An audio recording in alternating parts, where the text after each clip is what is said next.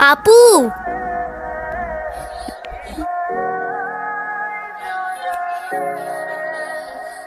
আপু তাড়াতাড়ি আয়, ঈশান ভাই আসছে। এনো, এটা তোমার জন্য। Thank you. দেখি কি? আমাকে দিছে না?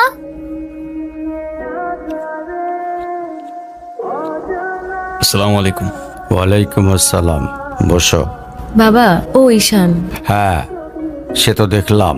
কি করো তুমি? আমি এলএলবি-তে লাস্ট ইয়ারে আছি। ও, স্টুডেন্ট। তোমার উদ্দেশ্যটা কিন্তু আমি বুঝতে পারছি। জি স্যার।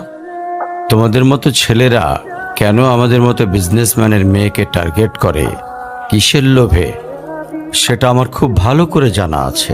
বাবা, কি বলছো এসব? তুমি চুপ করো, আমি কথা বলছি। তোমার ফ্যামিলিতে আর কে কে আছেন? বাবা মা দুজনেই আছেন, কিন্তু ফ্যামিলি বলতে আমি একা। তার মানে আমি তো ঠিক বুঝলাম না। তারা আমার সাথে থাকে না, সেপারেটেড। ও, বুঝতে পারছি। তা প্রবলেমটা কার ভেতরে? বাবা মাকে ছেড়ে চলে গেছেন নাকি মা বাবাকে? আপনি ঠিক কি মিন করতে চাচ্ছেন আমি ঠিক বুঝলাম না স্যার। আই মিন, ক্যারেক্টারের প্রবলেমটা কার ভেতরে ছিল, তোমার বাবার না মার? আরে সমস্যা তো আপনার ক্যারেক্টারে। You don't even know the basic manners. কিভাবে কারোর সাথে কথা বলতে হয় সেই ভদ্রতাটাও শেখেন নাই আপনি। আমাকে আসছে আমার বাবা মা নিয়ে কথা বলতে। আর হোয়াট ইউ মিন ভাই, তোমার মতো ছেলে? হ্যাঁ, কি টার্গেট করছি আমি? আপনার টাকা? অবভিয়াসলি, তা নয় তো কি? আপনার হয়তো আমার ব্যাকগ্রাউন্ড সম্পর্কে ধারণা নেই স্যার। আপনাদের মতো সো কল্ড বিজনেসম্যান আমার বাবার অফিসের লাইন দিয়ে দাঁড়িয়ে থাকে। আমি এখানে আসছি শুধুমাত্র ওকে ভালোবাসি বলে, সেকেন্ড কোনো উদ্দেশ্য সমান নাই। তুমি তো একটা বেয়াদব। তোমার ক্যারেক্টার সম্পর্কে আমি খুব ভালো করে জানি।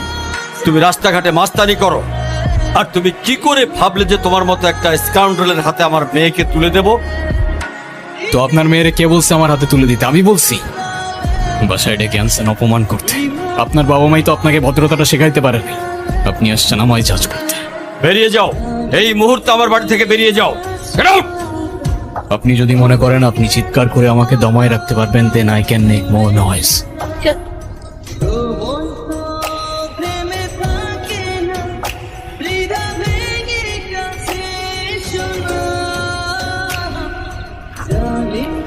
তুমি এটা কেন করলা?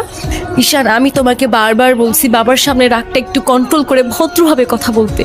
আমার জন্য এতটুকু করতে পারলা না? আমি বাবাকে অনেক কষ্ট করে ম্যানেজ করছি। তুমি জাস্ট একটা বার কি সরি বলো, সব কিছু ঠিক হয়ে যাবে।